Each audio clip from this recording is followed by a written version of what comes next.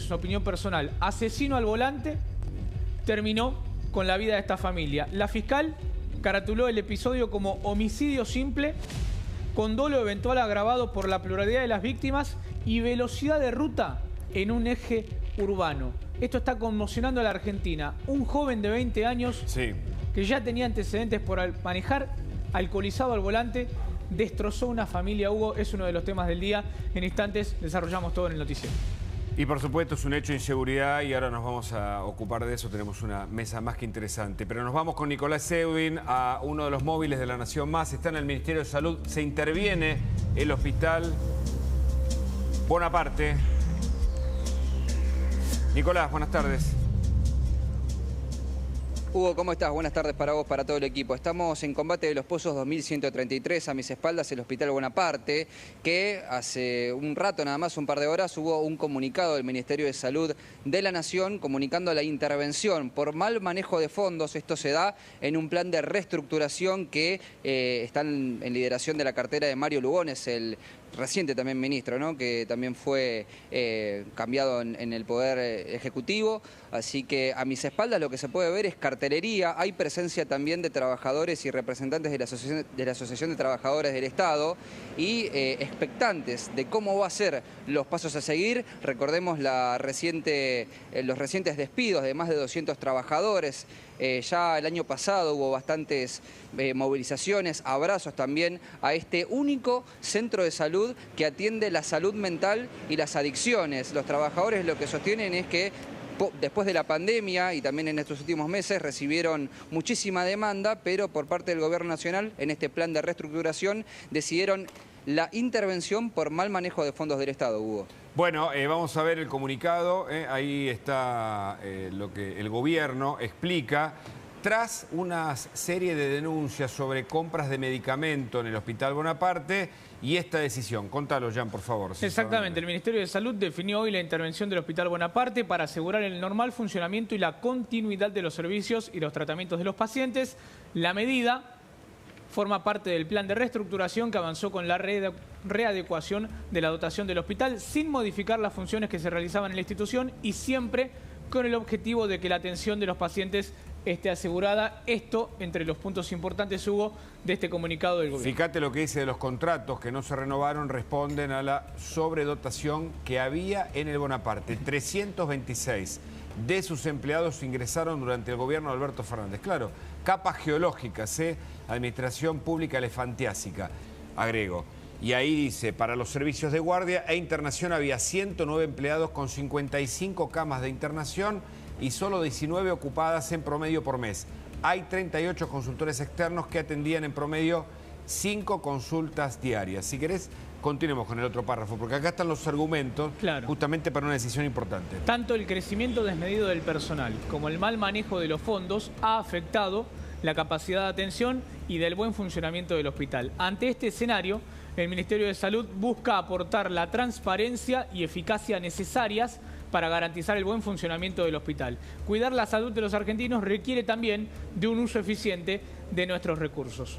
Bueno, contanos qué dicen los folletos pegados ahí, los afiches, porque, claro, se difundió una fake que decía que iban a cerrar el Bonaparte. Nada de eso va a pasar, es intervenido por el Ministerio de Salud. Entiendo que sigue funcionando, pero allí aparecen algunos reclamos. Contanos.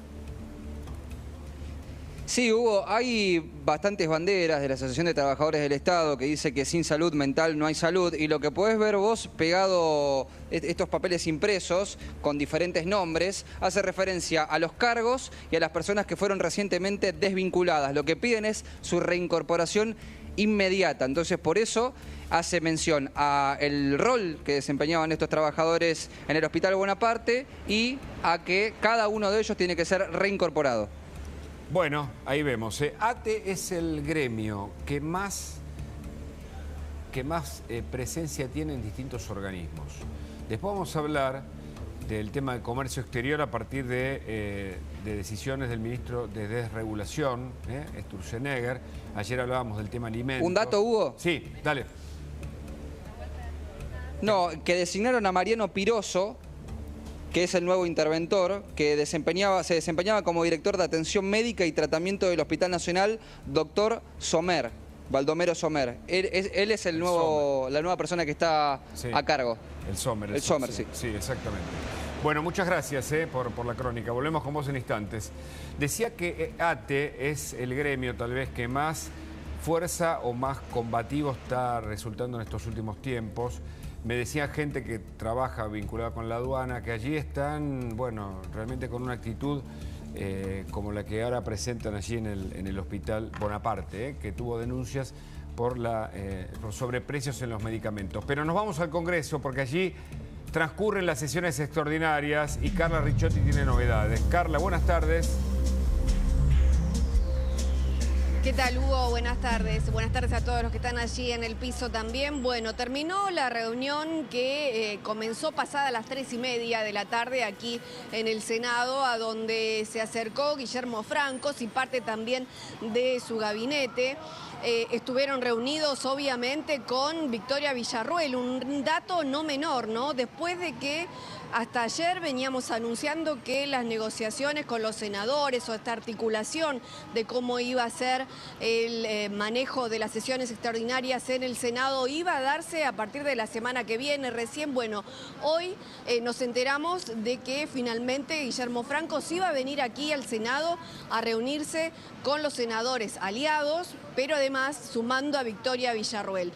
Una foto que, como decía antes Pablo, también hay que mirarlo de manera subjetiva, porque dependiendo de quién la analice, también le va a encontrar el significado. No es cierto que haya venido Guillermo Francos aquí al Senado y que no haya sido la foto en la Casa Rosada, estando Victoria Villarruel al mando del Ejecutivo en ausencia del presidente Javier Milei, pero la foto finalmente se difundió, se dio esta reunión. Todos se esmeraron en aclarar que la reunión fue muy cordial, que Victoria Villarruel, algunos dijeron que solamente saludó, que hizo lo protocolar que correspondía como presidenta del Senado y nada más, que no intervino en tratar de manipular, entre comillas, los votos o las negociaciones para ver cómo sigue todo aquí en adelante en las sesiones en el Senado concretamente. Dijeron: posible fecha de sesión, de la primera sesión aquí en extraordinarias en el Senado a partir del 15. Recién el 15 de febrero calculan que estarían sesionando para tratar lo que venga de diputados, pero que lo primero que quieren tratar es la eliminación o suspensión de las PASO y ficha limpia. Pero los temas puntuales que tiene que ya debatir el Senado y que ya son propios y que ya están. Uno que viene con media sanción de la Cámara de Diputados y otro es el tema del pliego de los 2 jueces para la Corte Suprema. Sí, eso es más complicado. Es más complicado. Mucha disidencia hasta entre los propios aliados con el tema del hijo. Desde el PRO y desde la UCR dijeron: no estamos de acuerdo en aprobar el pliego del hijo, no estamos de acuerdo en elegirlo. Con García Mansilla tienen muchos menos reparos, cosa que no pasa con Unión por la Patria. Unión por la Patria estaría dispuesto a aprobar el pliego del hijo y no tanto aprobar el pliego de García Mansilla. Bueno, todas estas negociaciones van a tener que seguir entablándose y también posiblemente haya negociaciones con Unión por la Patria y Guillermo Francos, que es el encargado justamente de entablar este tipo de limar asperezas. Si les parece, Hugo, compartimos la nota que hacíamos con Guillermo Francos a la salida de esta reunión. Por supuesto, importantísima. A ver. Fue muy parecida a la reunión con diputados ayer. Conversamos de los temas que están en el temario de las extraordinarias. Vimos en cuáles era más fácil obtener acuerdos y en cuáles por ahí era un poco más complejo.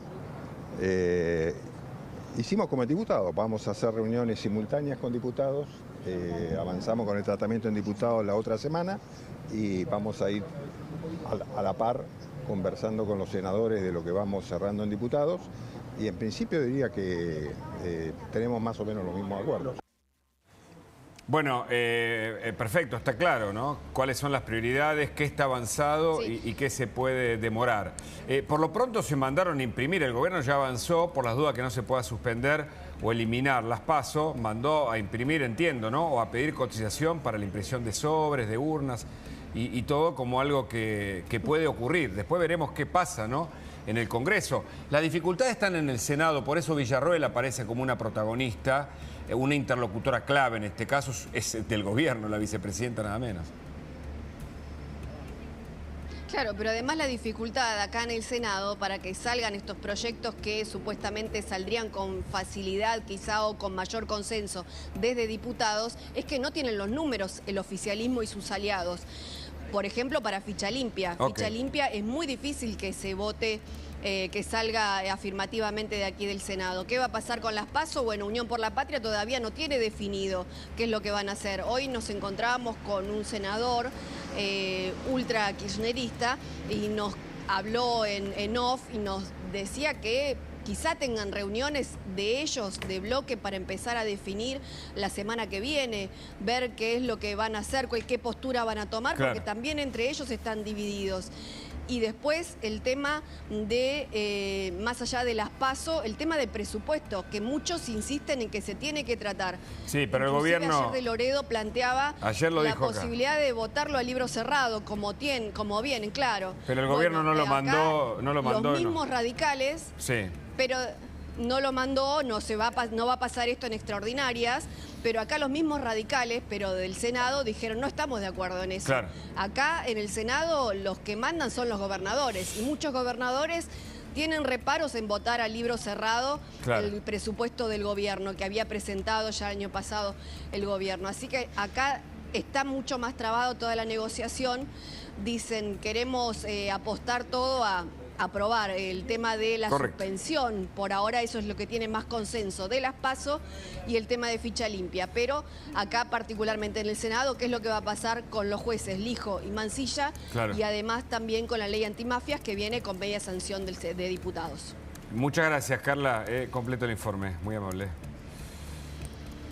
Hasta luego. De la política al conurbano inseguro, mirá.